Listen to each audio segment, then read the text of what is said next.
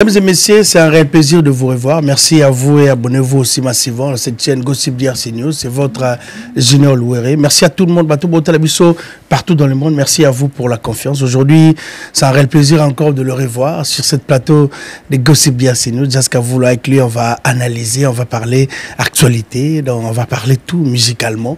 Avant de commencer cette émission, on va profiter pour dire merci à Tracy Mbelenga, l'homme qui est au four et au moulin, à la réalisation et à la finition dans cette émission. On va dire bonsoir aussi à Joe Billy qui nous assiste, coiffure, barbès, tout pour être très beau. Merci à tout le monde, partout dans le monde. Maréchal Foufoué Toké, merci à toi. Merci à Paul Mombaye, joyeux anniversaire à toi, cher ami. Donc aujourd'hui, c'est ton jour, profite bien. Jaskavoulou, bonsoir à toi et bienvenue.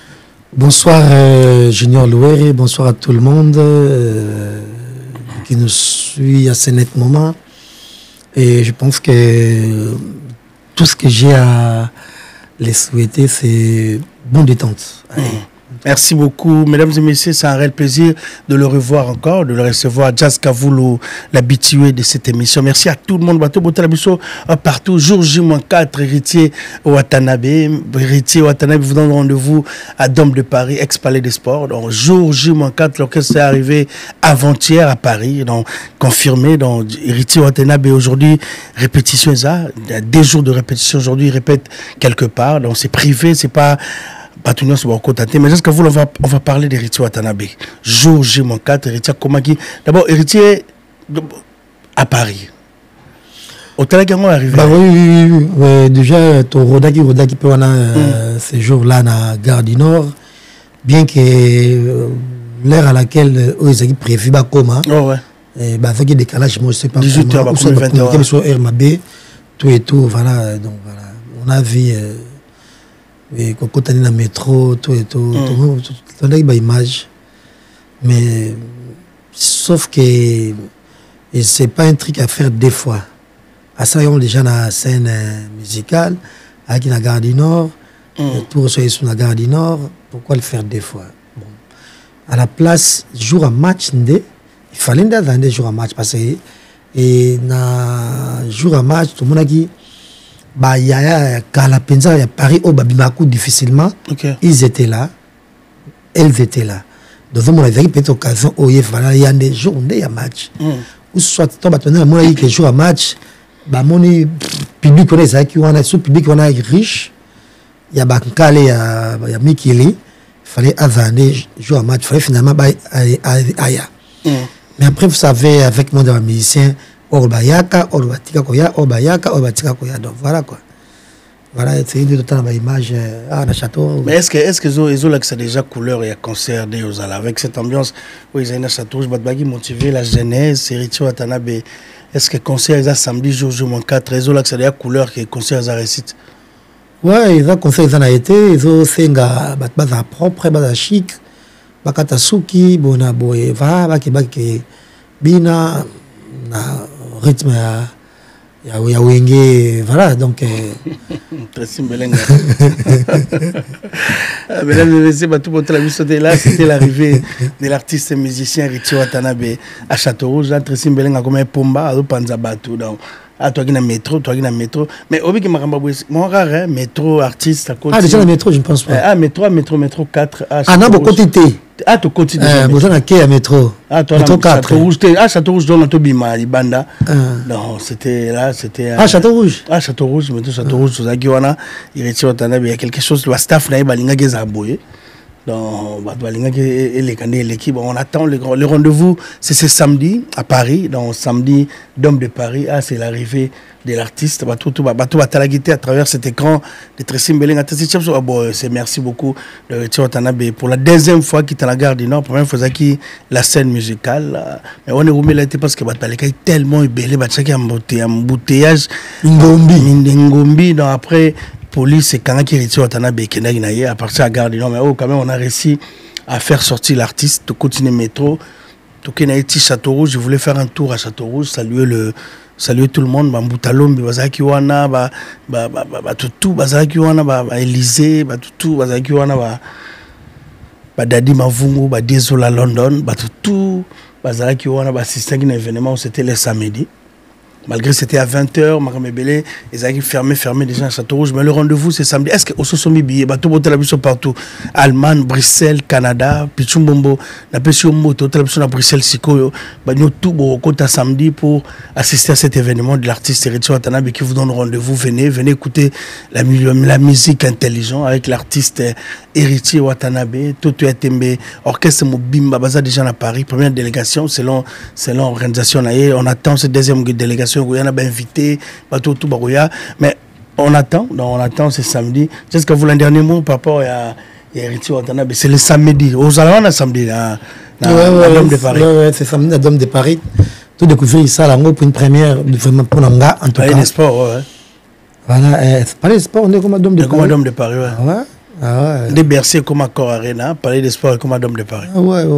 Ah, mais c'est une bonne chose. Donc, on a un week-end oyo et tout le monde mais déjà parmi les news et les rumeurs aux circulent pour l'équipe et oyo il y a pour bayana poto boye monsieur ici annoncé confirmé que va visa monsieur non comme par exemple Mabou Mabas oyo a pas ferré à comment pas ya héritier il y a visa té dans 16 ans mission pas fabrigas on peut pas supéter de ça et voilà quoi, mais après le reste des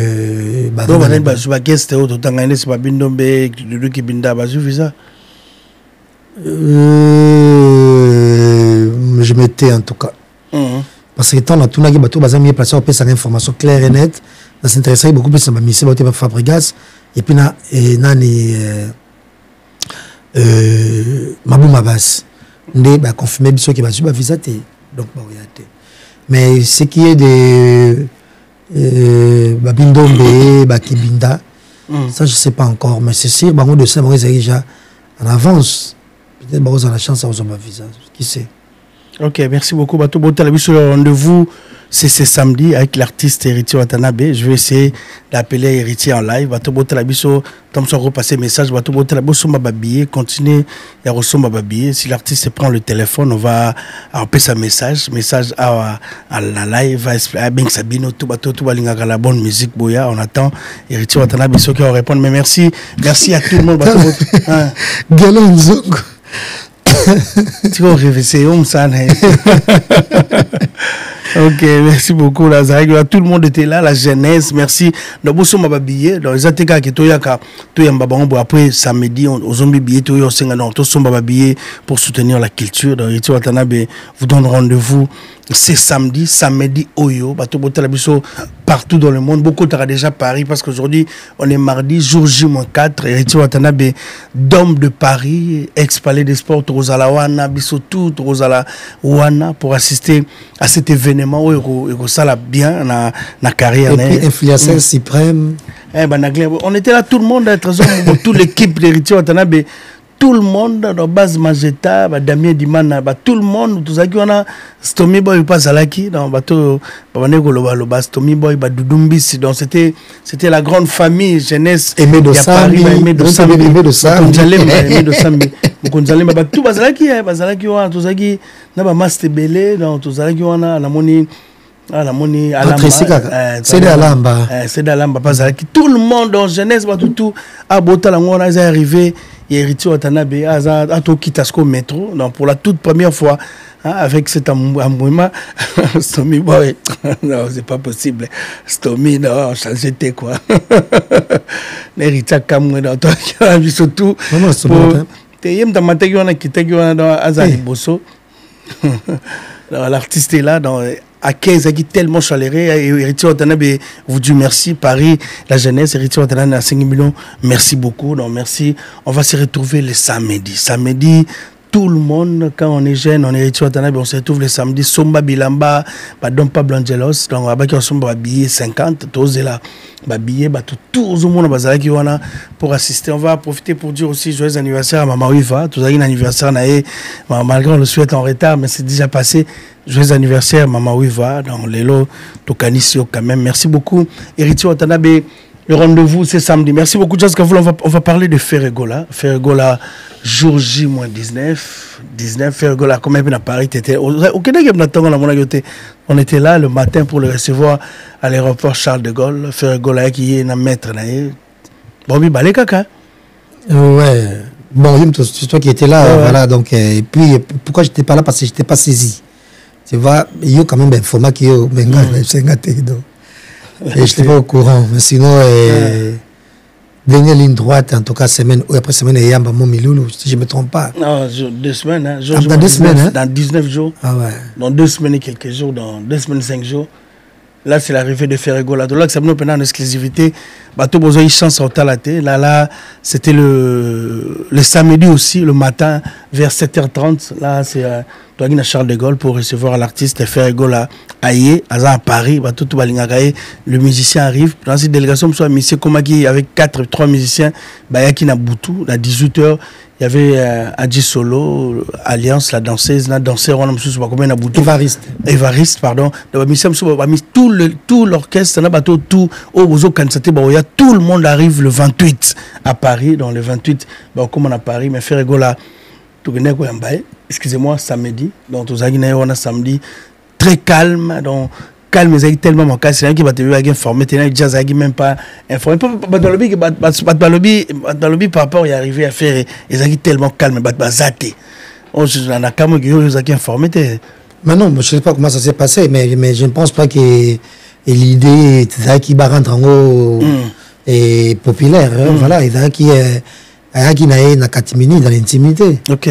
Je pense que, voilà, donc peut-être quelques bateaux, il y a d'autres confiance, le est des signalés qui voilà donc mais et puis autre chose public pensa il y a fait raison de ça là Erwana donc je pense que c'est l'une des raisons aussi parce que Gaulois ça va pensa pas musala et donc il y a public il y a jeune garçon il y a bon on a porte-monnaie maman na bango to papa na bango donc Erwana 7h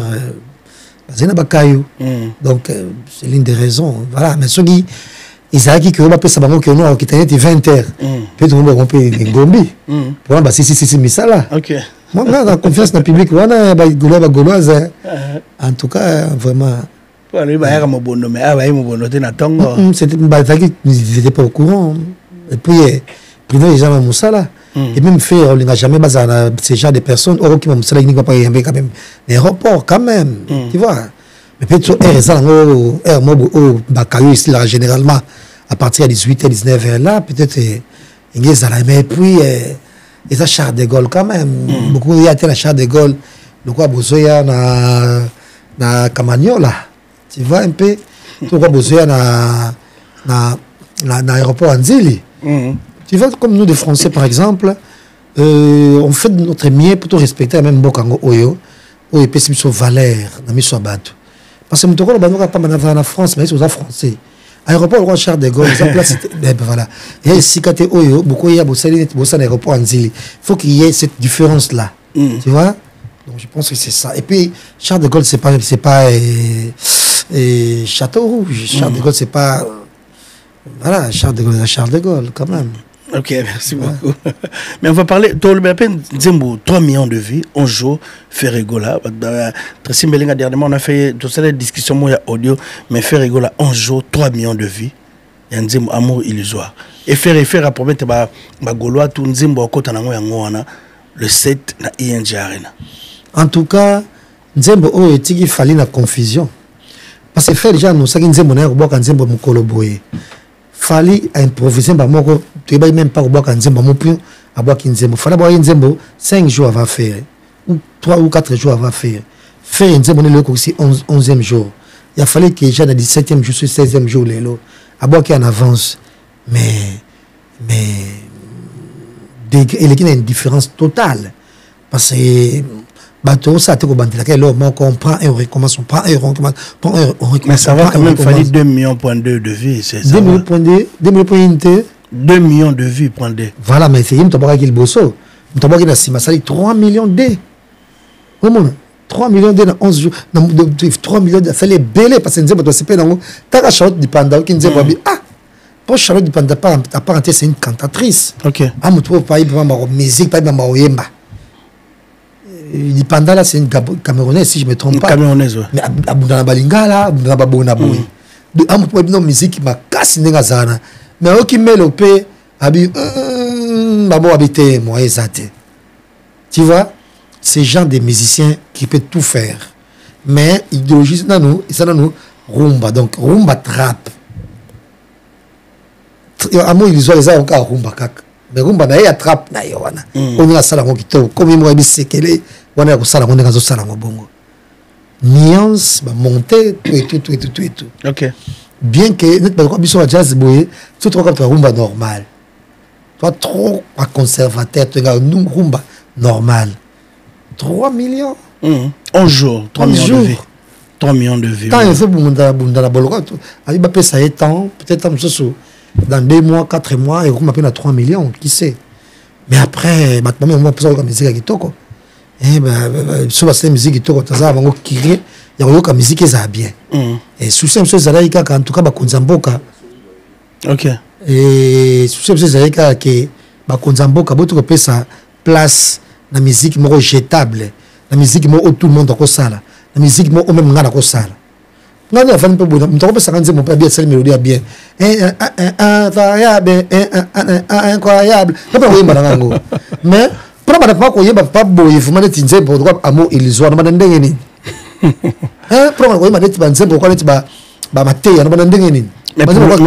Mais pour les autres, faire à utiliser Hades dans Sombi Bavi. Baxi ba vu ko Baxa. T'es soit Baxi ba vie dans la tendance té. Au moins, en 87 na tendance na. Nous sommes avec la tendance té. Moi je pense que fallait que soit ba vie pour 2 millions déjà peine na 17 jours c'est quand même un peu mingi, ça même belé. Mais ça la tendance mo côté. Depuis il y a parce que il y a des colocop. Au moins, mamona aussi ba vie kosoma bonaboye kosala ba lobbying kosoma de bateau ça est professionnel ngo c'est fait même ça le cambonate fait avant muyombe ai il me semble on n'est pas kosoma ba vie il y a déjà fait gola ai mana pepe calé ai mana rochero ai mana na madilu ai mana batinoso ai mana ba tenor nyonso na franc congolais ai kosoma vie pour ça ngoni tu sais ba faire boye tout le monde a pas boye avant musicien pensa à l'ancienne. Nous sommes ça, il y a des Gaulois. Ok. Mais l'esprit, il y a un esprit de JB. Un esprit de Nyokalongo. Mais moi, je tellement les colos que nous sommes en Pamba. Ah, nous sommes en Viboué. On s'en monte. Faut y acheter, faut. Ah, 89 de tendance. Merci beaucoup, Jazz. Le rendez-vous, c'est le 7 avec le Gaulois. Le rendez-vous, le 7 avec le Gaulois. Mais déjà presque les 6. Les 6, ouais. Parce que la soirée, c'est belé. Et Bernice, à la soirée, avec Sam. Mes condoléances, na Koufei et beau-père Naé. Ouais, mes condoléances, ouais. Il est passé dans la soirée. Et puis, les 10, c'est l'anniversaire à JDT. Na barbecue à Karine Mokonzi, ou à Bling Bling. Ok. Barbecue, les assos, mon aïe, ça y est. Jonta Kapou, il y a Chine. Et qui ça, Paris, bah, moi, uniquement pour le concert, on a des Arena. NG Arena. Et NG Arena. Faustin, tu ne m'as pas joué à ce. Ah, ok, tu peux te dire que Faustin, tu ne m'as pas joué à ce. Maman, alors, maman est en Suisse, à Londres, à Nabiso, à Bruxelles. Déjà les 6. Les 6. Il y a 8 journées. Donc, les 6, les 6 P. Donc, ils ont un festival, oh, il va te manquer pour le moins du monde. Ok. Donc, déjà, parmi les rimes, c'est confirmé Et depuis comme ça, la première partie. Ouais, on a des première partie live. Donc, Tressinete soit côté la fiche, c'est officiel. Bato balingaka des blics pomba niance. Bato balinga banzembu na yeba banzembu tu ayemba. Donc, depuis avec son orchestre, ils appellent playback. Donc, avec son orchestre dans la et dans la première partie live. Donc, confirmé. Là, si Tracy va mettre l'affiche. Donc, depuis pomba on va les recevoir. Tout tourner quelques questions. Comment d'abord s'organiser après un long moment. Au salle, il y a 16 000 places. Donc, depuis pomba, donc un grand frère naé et faire égaux à apprécier cette opportunité. Donc, concert live, concert live. pour la toute première fois, première partie concert live depuis Pomba le 7 juin dans bateau tout balingara depuis Patrick Bacha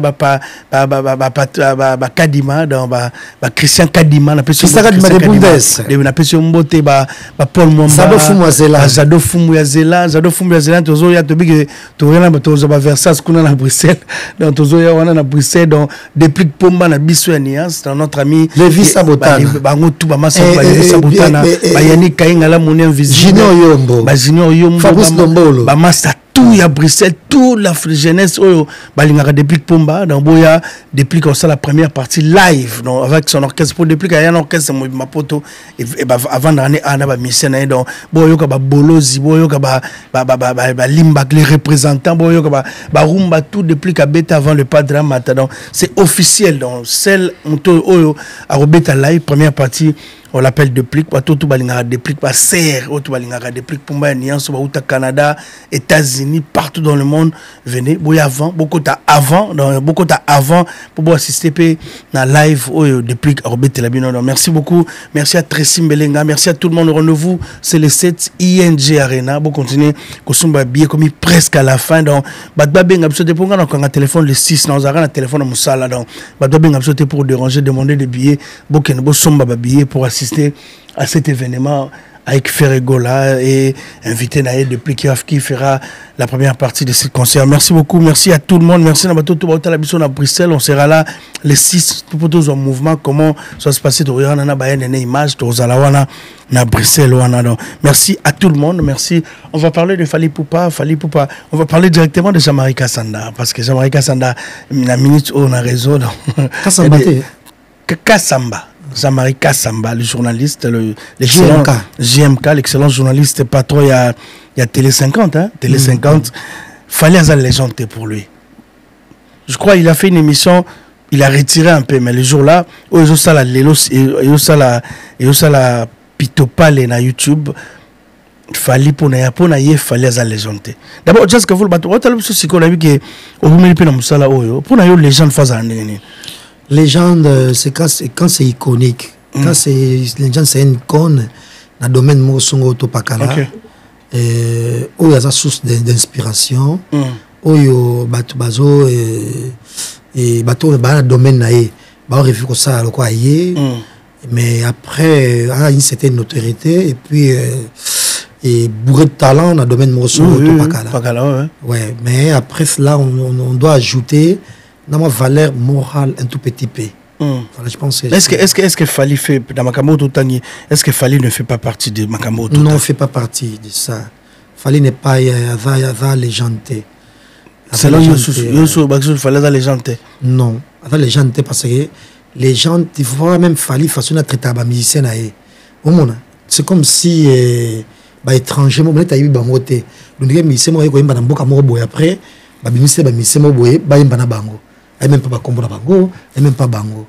Donc tout le monde le sait, musiciens mo ta Fali, ou comment Fali. Mais Fali était avec Kofi azo la tana bango bilamba ndenge mo na clip, azo propulser bango, azo na souci à relève. Tu vois, c'est pas le cas avec na missa orchestre là. Ça Melenga, tu peux nous préparer une vidéo on a tindé la s'il te plaît. Donc et dans missa on va écouter la presse étrangère, les artistes étrangers. Non, ah, tout ça dans la littérature. Missa étranger, tu sais, na Congo, il y a na Congo, bref, na Afrique, bah missa ba ko boya ba tout ka biboye la ka ba boye. Mais na respect ya ba musicien, il y a Obakol na ba poto boy. Quand il est devant un néné, ça toujours poli. Au monde. Excusez-moi, c'est l'une des raisons que tu as poli devant ba aîné, na biso ya Moussala. Zachary, c'est plus un point dans des accords envers hier, mais dans un kiloté dans ma putain de vie, n'a un frère Zachary n'a ça rien pour nga, mais n'a cause il y a tellement mon bon la Zachary bonne émission na kokokate. Tu vois, on a ça en OP.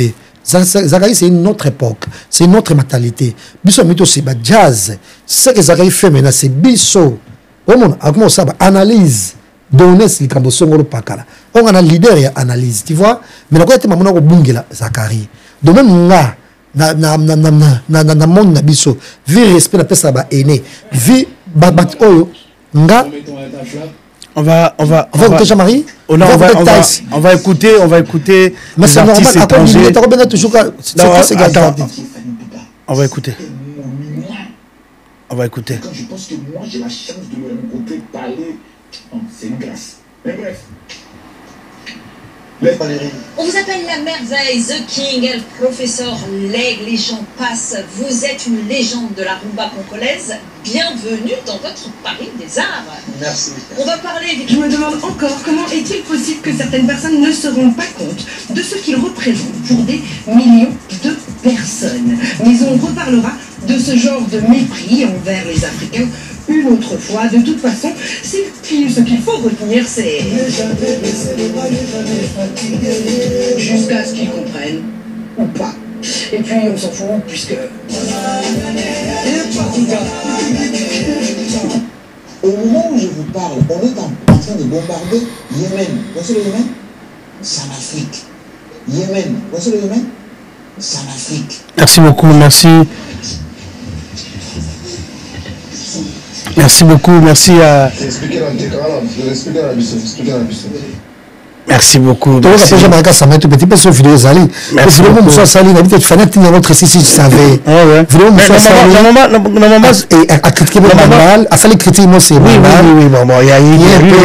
en tout cas, je ne sais pas qu'est-ce qui s'est passé, pas Jean-Marie Kassang. Mais pour moi, en écoutant tout ce qu'il fallait faire aujourd'hui, on va être franc. Fali, c'est vraiment une légende. Non, mais Fali fait la fierté. Non, c'est un grand artiste. Mais c'est un grand chanteur. Elle s'appelle légende. Légende. Non, mais c'est une question. Même Robin Mundi, il est connu. Non, mais Robin Mundi n'influence pas comme Fali influence aujourd'hui. La jeunesse. Par exemple. C'est jeunesse. Fali influence cette jeunesse. Et je ne sais pas pourquoi avoir influencé jeunesse. Sa musique, son style vestimentaire, c'est ça? Non, déjà, c'est faux, archi faux. Les Congolais ne s'habillent pas comme Fali, pour pas. Mais non. En tout cas, c'est vraiment. Là, c'est autre chose que voilà, non, Congo va attendre Fali à calé à droit chemin. Là, j'accepte. Mais de nos jours, et là, tu es là, comment on et là, tu es là, Congo dans ta bonne côté. À la place, je prends Ferrigo, par exemple, à ta chemise, au digne, au Congo, la colata. Fali, apparemment, c'est comme moi, ami Kotonga Blamba, ou moi, l'attaque. Ils ont comme un style excentrique, tu vois. Mais qui lui va quand même.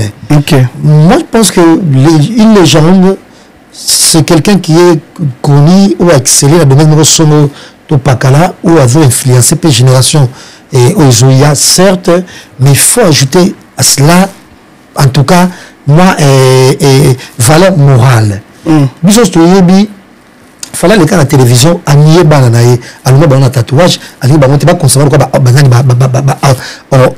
orphelin. Une légende n'a pas beaucoup de volonté. Surtout j'ai exemple maintenant par le passé, tant au film par exemple, on a occupé par les Stone, on a su qu'on légèrement en froid dans minou, mais jamais à l'écart de la télévision on nier minou. Tu vois cette différence là. Et puis qu'on fait le milieu, Abinissa va me mettre mon corps, me mettre mon zambé, comme on l'a fait pour ces poulets, pour les héritiers et les fabricants, tu vois. Mais orchestre, c'est le quoi, orchestre, il a fallu retrouver le ministère, le quoi, fabricant, parce que le ministère là, c'est pas une légende, c'est pas un style, moko, qui est là-bas, bazanaï, pembeni. Donc, ce qui est là, ou soit dans 30 ans, à Zate, je ne sais pas ce qui peut être sur la temps aux arrêtés ou peut-être dans 40 ans, peut-être dans l'ambassadeur, mais finalement, tu vois, c'est pas une légende en tout cas. Quand on a Jean-Marie Sambazan a raison. Mais quand on est là, ça cloche un tout petit peu. Et le traitement est trop acide vis-à-vis à Bandal. Mais aux traitements pesant et raisonnable. Et Batbazor à travers. Et Bandal, tout le monde le sait. Ils ont marqué les paix, en tout cas, à la limite, marqué les alliés, trop de bistrots, trop de ganda, trop de terrasses, trop, passe ma bête à billard, trop de passe ma bête à billard, n'a pas bon abonné. S'il te plaît, ok, merci beaucoup. Le bon jazz, le bon. Ouais, trop de passe ma bête à billard, n'a pas bon abonné. Donc, Bandal, mais cela ne veut pas dire que Bandal les a un trou de rat. Parce que Bandal, on comprend de nos jours, le quoi est maré. Le quoi est Châtelet à Paris. Nous avons ma ville, il y a ma ville, ça n'a pas.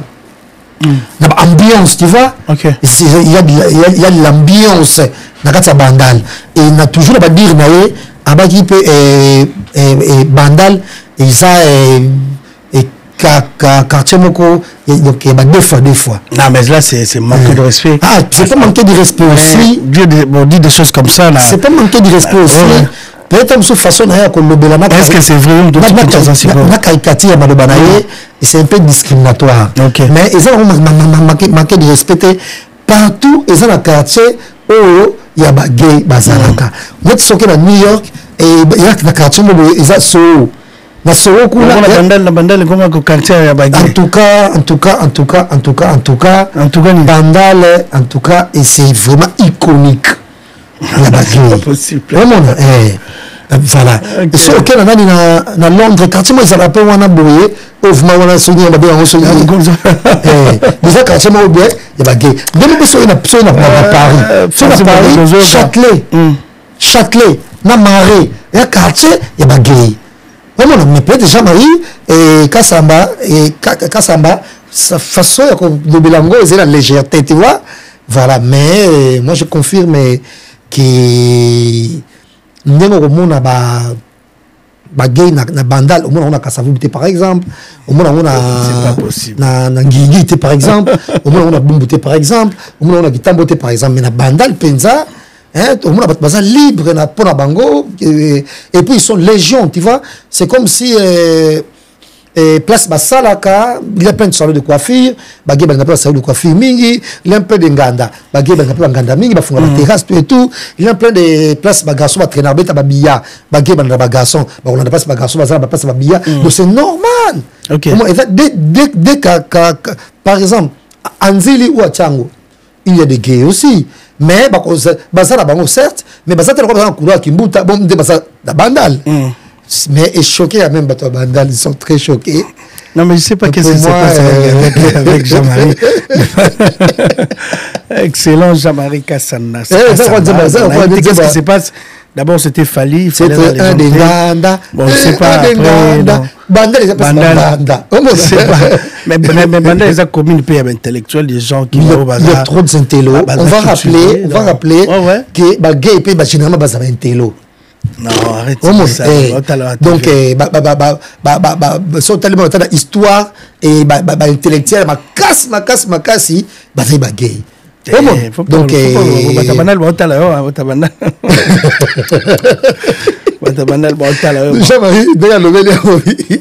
Bandal, c'est un trou, il y a trop de bruit, c'est un trou, il y a trop de trucs, voilà.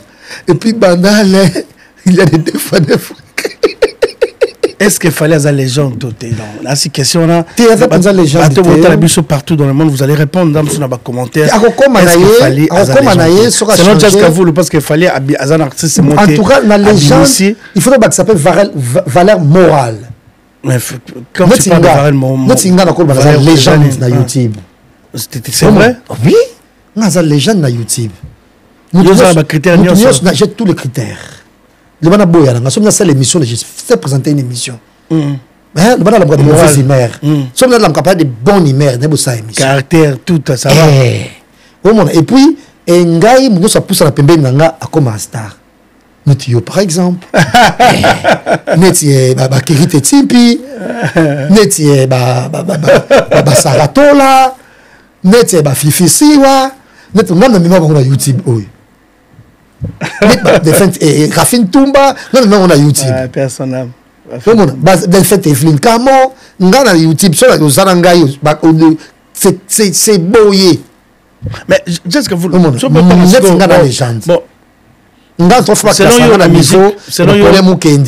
la musique, on va parler de génération assez, on va légende bazabalan. Tu peux citer quel nom, quels artistes c'est le Jazz Kavoul bazaba légende. Ensemble, c'est une légende aussi. Ferrigol également. Histoire naïe l'équipe Nene Mingi. Et puis tous les grands Wenge normalement sont des légendes aussi. En tout cas, grand Wenge histoire na bango qui kilope mingi. Grand Wenge tu compares histoire na bango par exemple grand Viva la musique. Viva la musique il y a quelques têtes.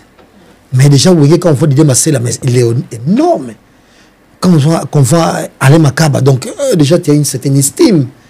Quand on voit Blaise Boula, déjà tu vois Blaise Boula, donc, avec incarnation, il y a incarnation type. Il y a un musicien télo. Tu vois? Okay. Donc, Wenge, on dit Wenge vraiment. Et puis, Ferrigo, le parcours, c'est grandiose. Tout le monde a référé à la Ferrigo, là. Donc, je pense que génération, il y a Wenge, tout le monde a aimé, peut-être. Il y a Wenge, donc, c'est icône. Bon, peut-être parce qu'il est partout et nulle part en même temps. Tu vois? Oh, Moutoko, ça a quand même peut-être dans l'oubliette. Oui, mais tu es partout et nulle part. Non, ça ne va pas en tout cas. C'est pas possible, Tchaskaboulou. Merci beaucoup, merci à toi, merci à tout le monde. On va poser un commentaire par rapport à cette question qui est posée. Partout dans le monde, qui est les gens. Mais en tout cas, on va permettre tout le monde de faire ça. Notre image Django. C'est déjà.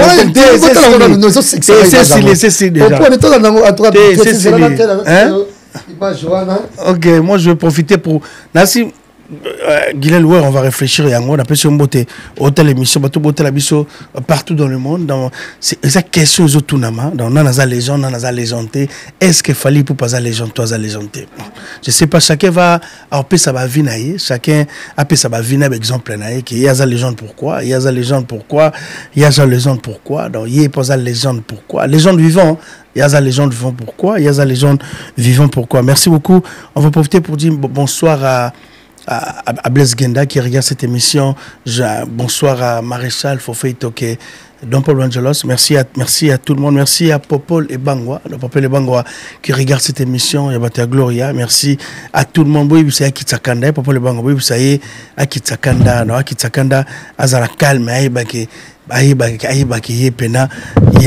merci à tout le monde partout dans le monde. Merci à vous, Jazz. Voilà, Trissim Belenga. Je pense qu'il y a des images. Une vidéo. Non, ça me fait marrer, je te jure. Okay, on va écouter Jamaïca Samba. Kassamba.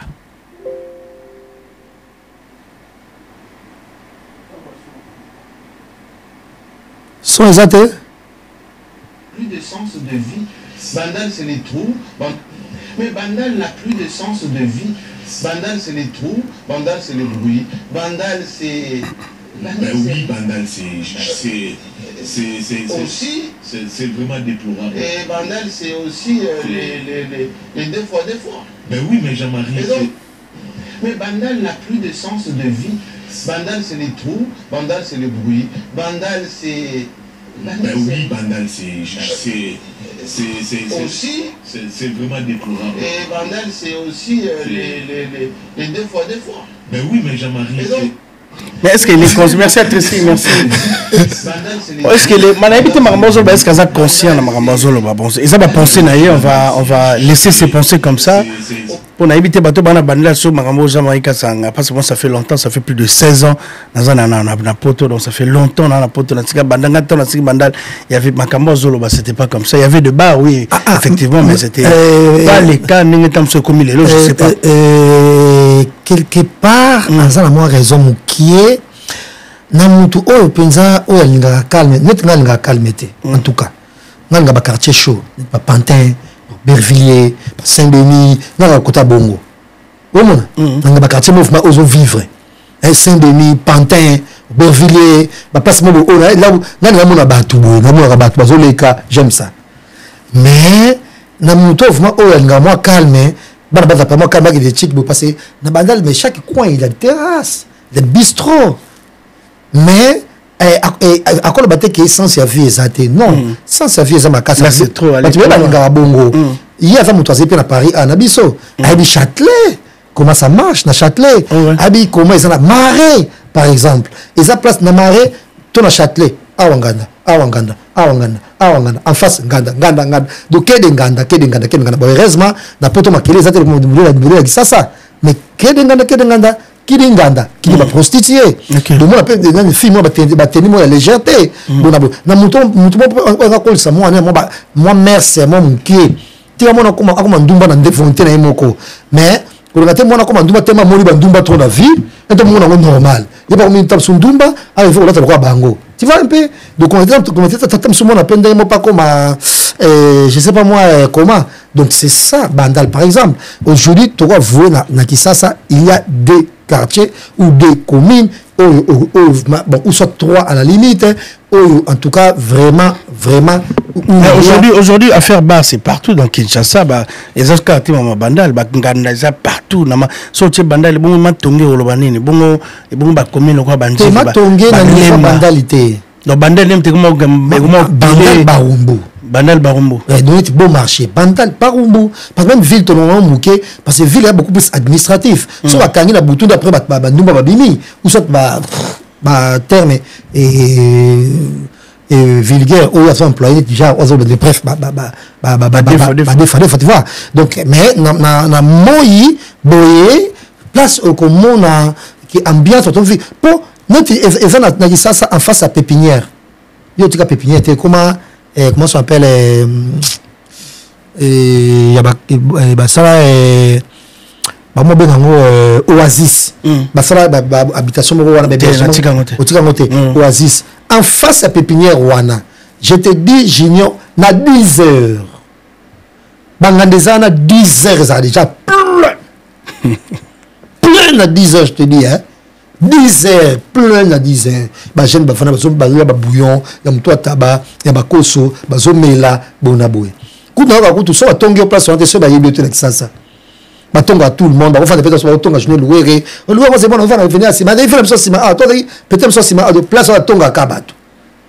Donc, soit on a qui ça, c'est solo, toi, on bouge à la qui ça, faut qu'on fasse une minute place, on va tomber au bon week-end. Tu vois, mais au moins, on a bandal.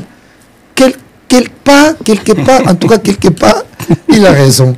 Donc, Bandal, ça, le coup, à Betty, so, à New York, il y a le coup, là, quand tu m'as bien dans Londres, so, on m'a bien dans so, East Side, so, quand tu m'as dans Londres, au Pérat, peut-être, Joe, il est pas réussi, so, bon, dans la Afrique du Sud, dans la quartier, en Afrique du Sud, na Youville la prostituée vous avez la prostituée dans la solité et ben voilà c'est comme ça Long Street Bandal consomme dans la bande les achères très cher même mais à quartier au mona déjà il y a Bandal avant il y a poto de bosolanga soit mon il pas no ketchup pas je ne tinde la bonabou de yo oyaka poto ota kitoko ko le kabato yo kuta la poto parce que vous avez mon Bandal mon Bandal a déjà la caleçon à soin mon Bandal a débardeur à soin depuis Bandal mon Bandal il sait se faire belle ou beau au monde de filles moi Bandal pensa déjà ta poitrine il faut ça la caca banine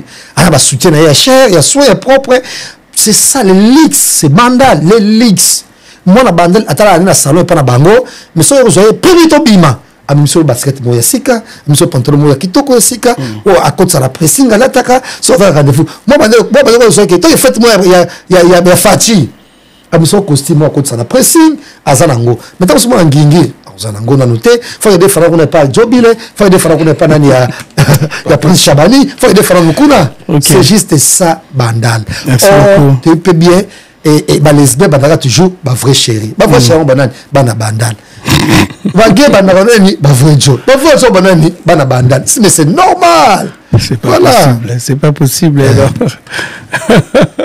donc Jean-Marie a raison en tout cas mais façon de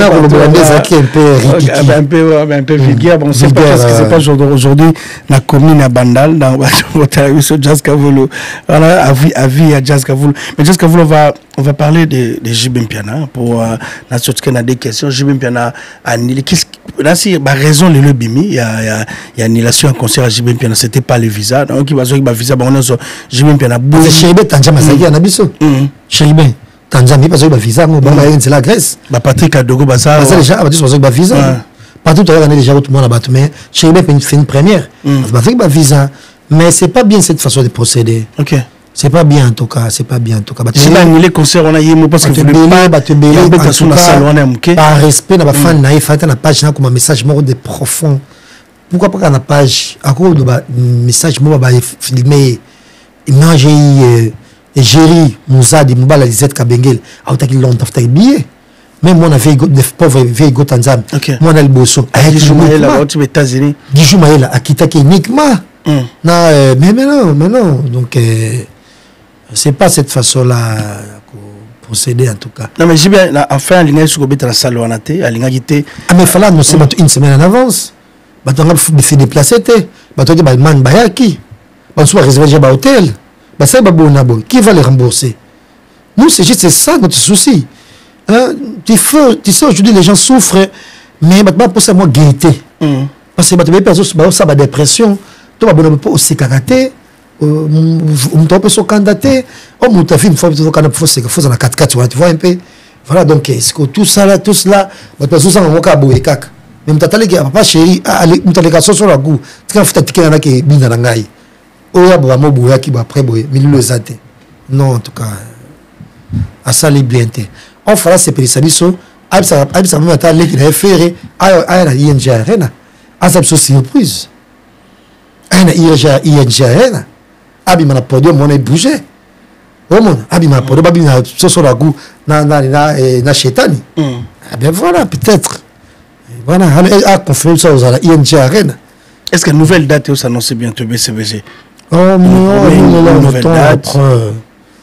on attend. Ok, on attend. JB Piana, Nancy Bateau, toi, bien sûr, pour la JB Piana, concert annulé. Donc, JB, il voulait plus aller à Nairobi sur la gymnastique. Bah, réseau est tellement belé, ça les a mouqués. Il y a son adversaire en face, il y a ça les retours dans la grande arène à Paris. Donc, ça les moi, JB, moi, genre. Donc, JB, aller gagner sous mais normalement, il fallait communiquer. Et ça là, parce que c'est déplacé qui tellement est belé pour passer la concert. On a foutu billet, Guichoumaï, là, aux États-Unis, à Londres, dans à Londres.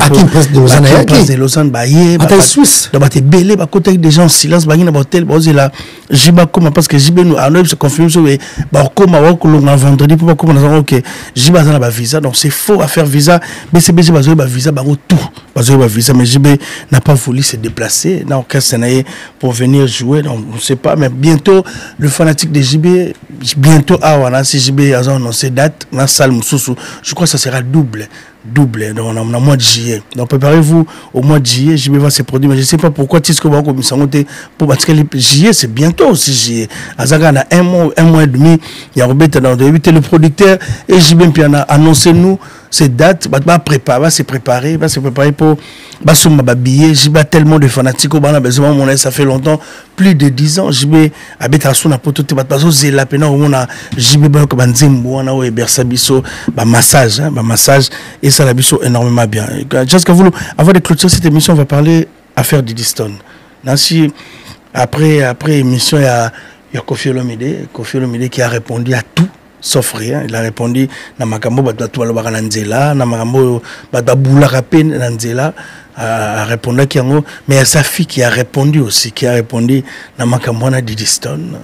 Elle a parlé na divorce à maman na bango que c'est maman na bango ta senga divorce ça déjà c'est salama donc affaire monsieur Zaki par rapport on est ba mon na fali à répondre ba ça dilt donc comment fouta ba facture yemoko donc il faut honorer ba contrat na yé pour ça na makambo sala donc le grand péché tes place faut fali pas ambassadeur il se retrouve na ba événement il va inviter na ndenge na yé fali na ndenge na yé donc le grand péché te beaucoup pegisa yé pété akuta na fali ni repesa yé en botte. Ben oui mais la raison moi en tout cas de mon côté polémique et entre papa et moi ils sont intéressés c'est avant tout moi donc voilà mais moi souci kaka il y a papa par rapport à moi ça aussi mais après on va pas construire le monde dans la querelle tu vois moi je pense que c'est l'amitié il y a les sons confiance voilà et lui il est enfant avec son père parce que son côté la maman naïe Fali qui est enfant avec son père aussi voilà mais en aucun cas éco affecté et papa naïe, bien que papa n'a d'autres trouvé un peu genre, et je ne pense pas qu'il fallait là où il est et à zone où perte et à Didi. C'est sûr, fallait appeler ça Didi pour marcher. Didi pour ça fallait pas marcher, bon balai ba tout. Dans le monde qu'on est en mode bazar, ça va na bango. Tu vois parce que fallait les ambassadeurs à Visco, Didi aussi as ambassadrice à Visco. Ambassadeur à Visco ndengeni à tout na dit na ba putana il fallait as ambassadeur na bango par exemple, tu vois. Didi pas ambassadrice il y a Visco.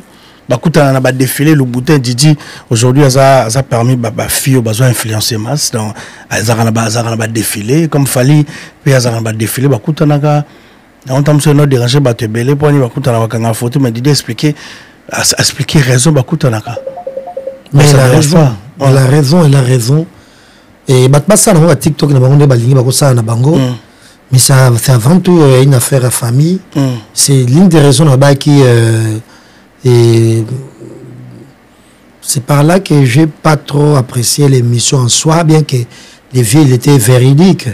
Mais il a montré aux yeux du monde qu'il y a un couac dans la famille. Mais oh, ma famille, c'est la famille, ma banda, c'est la banda. Pour les lots, même hier, maman, il y a Didi et Alia. Ce qui est comme que Didi, il faut à balle. Mais ils ont des normes à suivre, africain. Papa Zana, maman Zana. Il y a des normes à suivre. Il ne faut pas passer là. Facture. Il faut accepter, je crois. Voilà, donc, non, on s'en est. Il ne faut pas passer la facture. Donc, vous êtes obligé. Et puis, ou soit, ceux qui, papa, Zatam sont en front de moi, mais attends, il fait tout roba. Alors, Simba Didi. C'est comme ça que ça marche. Ils ont toujours qu'à famille. Et puis, au niveau de Didi, il passe à placer monnaie les colos. Ils sont na facture, na kobala, na bangombe et ils ont fait, moi, dans les 30 000, il y a d'autres.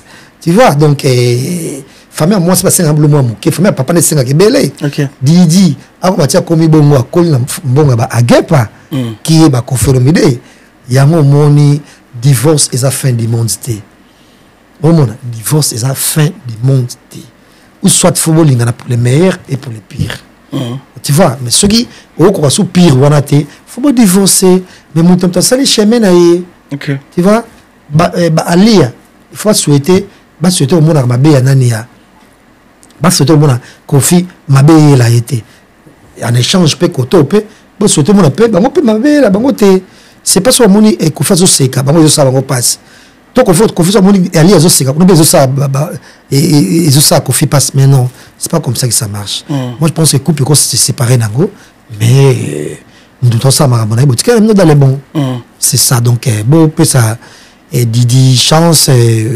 botika ko attaquer mingi encore moins bato attaquer pe Verambo botika aza mwana ya papa na e toi papa pe ya mwana e donc c'est la famille c'est ça et par là je dirais que qu'on entend les pubs de Didi pour hippodrome de Vincennes donc toi je l'appelle Didi et à ça la vidéo ça papa les pubs à hippodrome de Vincennes mais non il a droit de le faire c'est son père papa Didi il faut faire très attention papa Afrique ba lokarabana et si on a papa na linga ko mingi bongo en tout cas soit on vendre pas ku ça zolo ba makambo Didi ozoyo on et kozoyo donc ça là y publicité il y a concert na il y a siècle au mokumu et kozela si dans l'obligation il y a ça la publicité wana mais de l'autre côté Didi place Moroté à côté ka amitié na son oncle ou son papa les qui est fallait pour passer en tout cas même moi je suis contre il faut qu'on ait amitié là-bas on dit ça amitié là-bas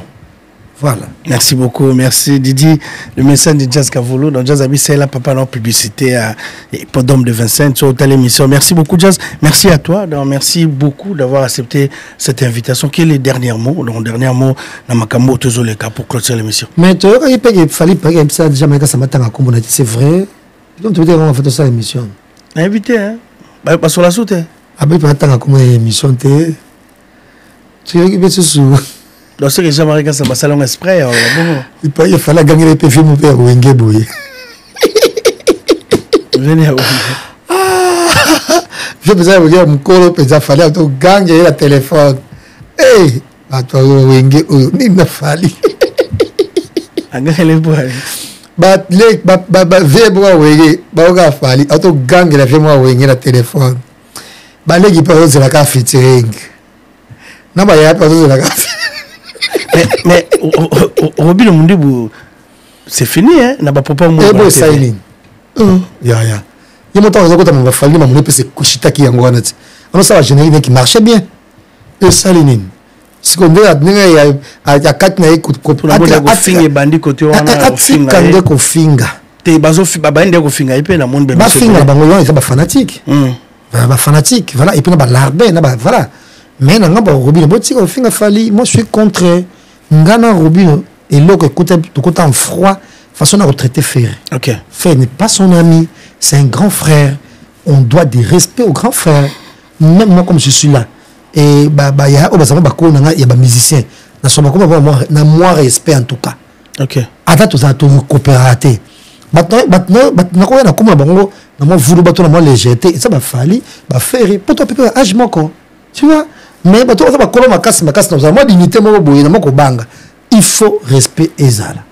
Au moins on répondre-moi pour faire sourire na mo boye na gentillesse na yo faut que ba mende non quand no couper courona. Ils ont une mission dans l'orchestre na yo. Nous te rendons de la mission na te pour na finger après ça. Président fali. Ah. Non mais pas Robin le téléphone. Donc président ouais raté mais président fali. Ah mais yo. Na boss tu vas la réunion mon ndengeni. Boss tu vas la réunion ndengeni. On va fali président. Madame président. Batika asala tenu 3 niveaux na ye. OK. On a féliciter parce que miko na kisa ça ba mise belé ba mvoute bango. Na kisa ça ba être malade de belé, ba être malade de dépenses. Oh. Merci beaucoup Jazz Kavolo. Malade de dépenses c'est comme na kisa ça doit être ngabo na boke malade de dépenses. Aussi mbaka mbongo mais mbongo no kaka dépenses. Yombo on laisse sa journalisme. On me fout ba page ba tsaka yo. On me sala ba beaucoup ba lobelaka yo. On me fout ba mingo ba journaliste ba lobelaka yo. Na que ça mon dépense. On bon faut ça na faut ça na on me fout ba invité. Ba to fout ba invité na Paris Arts. Convocation pas jazz té. Biso chua mboma, biso ba chua mboma. Émission. Ba so on ba chua mboma ba pouvoir chua mboma. Quand on a soukou na te on ka bona peut nga mo pa zaye ba tu mo mo pa la ndalonga ba la ndalonga ba da franc parler nanga ato pe kiso mo yo le kala émission ngate yim to koyeba so to souki wapi omoni ko corrompre ba tu musala molimo wana ya corruption ozoko yo liesa musala ole musala lesa yo c'est autant au retour et pesa molimo ne komi ba boke ma de dépenses. Yombo on a boîte. Yombo on va Robin bazo to banda ko na bazo 3 niveaux. Yombo on a bilamba pe bilamba pe comme mélange. Machine moke na mapoto. Yombo on a bilamba. Kuna Robin 3 niveaux va anda ku ne moko. O mo atongi. Santé mentale ni zande ni. Pour habiter to ma fin du mois hein. Koko chez ndako azo senga mbongo. To mo jamu tuzo chauffer biso. Biso on a posé dans l'appartement to des compte ta crédit to appartement biso mo o ya mta toke au porte té partout na zaï to posé ngwana molimo na dépense ba ba ket malade dépense de yo mon aussi mbaraté mais la musique est commis ba to molé sa musique. Merci beaucoup Jazz Kavolo na éviter molimo ngo chap ya ba molimo ba misa wenge ba rêver fitting na fali à cause ça ta 30 featuring na petit fali bana wenge kodia et puis pour votre information ba mère ami nanga nyonso ba nanga bo fali ba mère ami nanga tout ba msto bebana ba msto tikala bien ba msto bebana ba msto bongi ça batali grand mambo musique ko na mambo biso ka bien pour bino ko ta mambo batu mais bino to ba pour ko ta mambo bino tin na to ko lela ah fallait qu'on fasse la partie Ambroise Bonaboy mais il y a quoi ta maman mais la polémique to kota kamara musicien té OK koko ta maman musicien té tant ba bongisa yo tika na soni nde mo ngala ko ta maman musicien té donc pour na kolobake bato ba prometa ba featuring la scène même yemoko même yemoko fali place azali alingane kaka ba comparer na Ferry pour faire la légende pour faire un grand nom à musique pour faire tant fallait na bandal et pas na bango azotala kuna Ferry kuna azoyemba kuna na ba JB ba nzambe erwana même na ba wera faire otala kuna na ba orchestre ka ya koyeba te c'est simba te enga ba koseka ngai o se peut sur simba ota ja faire déjà kuna déjà na wenge kuna isa nganza makuna et puis fallait ça nyoso kota na wenge bakangela ba porte bango so bakangela ba porte moi na moko te ya wenge et puis pour information na bino même JDT arrête ta photo bi maina fali c'était pas prévu ka ma photo mutakanga photo parce zalaki ay baate faut que d'abord vite fait bien vite fait on fallait faire placer ba tene jam sika musika pour saboter ka nini relation ya nani ya dynastie album dynastie photo ba zoom ba musika ba zoom craque ba zoom en photo ba ka photo officiellement te Jia Jacques Lelaka tilelo photo wana tu vois donc bana wenge botika na bino merci beaucoup chaque pour soi des pour tous merci beaucoup bana wenge bofunga mutema pona faire gola c'est le seul otane mutuba pour les banantes faire le roi JB alingane ko sa contre mutute atila mutu o de kaboete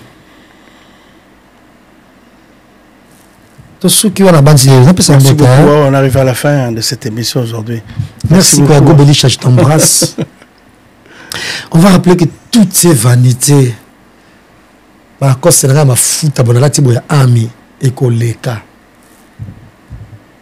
nyonso to mo mokile koleka sauf Guijou Maïla muta bongo penza ba valeur à mokili bongo muta bongo penza koleka kate penza donc respect belé pas Guijou Maïla Guijou Maïla je viens na outiko ya biga fin de mois ngo yebi merci beaucoup poste le zen ba mo sikanga Paris nyeso nga ba nga blamba nata lamba ko lata sosote namiko zonga ya mo tape misoso mingi samedi na le 7 la tane l'église na za tane lamba ta ba na kala ata kilota mo fendi on la tango kaka merci beaucoup Jaska tu fais ça bien en tout cas merci beaucoup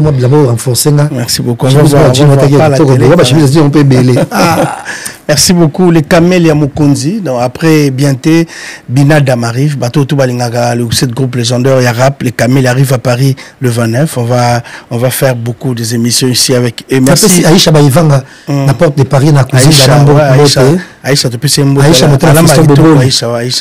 tu peux se mbote na fiston boboli tu peux se mbote bateau tout télévision merci à vous c'était là votre émission ça se passe comme ça au calme émission analyse des analyses sur Gossip Direct News on va dire merci à tout le monde merci à Tracy et à Jobile également merci à Jobile qui nous coiffe merci à tout le monde merci à Maréchal Foufou Itoke merci à Pichou Mombo merci à Christian Kadima à tous les amis Christian Kadima de Bundes c'est mon on va se retrouver ce samedi à Dôme de Paris avec l'artiste et musicien Héritier Watanabe le 7 juin Bruxelles on sera là merci à tout le monde bye bye au revoir.